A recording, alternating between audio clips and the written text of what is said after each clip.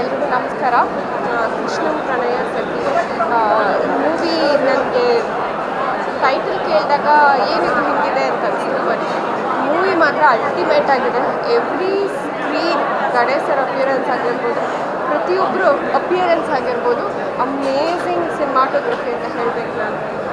It's very fresh. ಒಂದೊಂದು ಸ್ಕ್ರೀನೂ ತುಂಬ fresh ಆಗಿದೆ. ಆಮೇಲೆ ತುಂಬ ನಕ್ಕದೆ.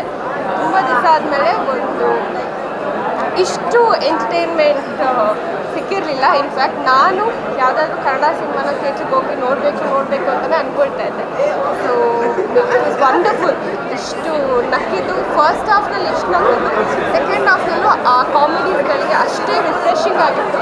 ಸೊ ನನಗಂತೂ ತುಂಬ ಇಷ್ಟ ಆಯಿತು. ಆ್ಯಂಡ್ ಪ್ರತಿಯೊಂದು ಫ್ರೇಮ್ನಲ್ಲೂ ಗಣೇಶ್ ಸರ್ ನನಗೆ ಯಾವಾಗ ಚಲುವನ ಚಿತ್ತಾರದಲ್ಲಿ ಹೇಗಿದ್ರು ಐ ಥಿಂಕ್ ಇವಾಗಲೂ ಹಾಗೆ ಇದ್ದಾರೆ ಅಂತ ಅನಿಸ್ತು. ನನಗೇನು ಚೇಂಜಸ್ಸೇ ಅನಿಸಲಿಲ್ಲ ಗಣೇಶ್ ಸರ್.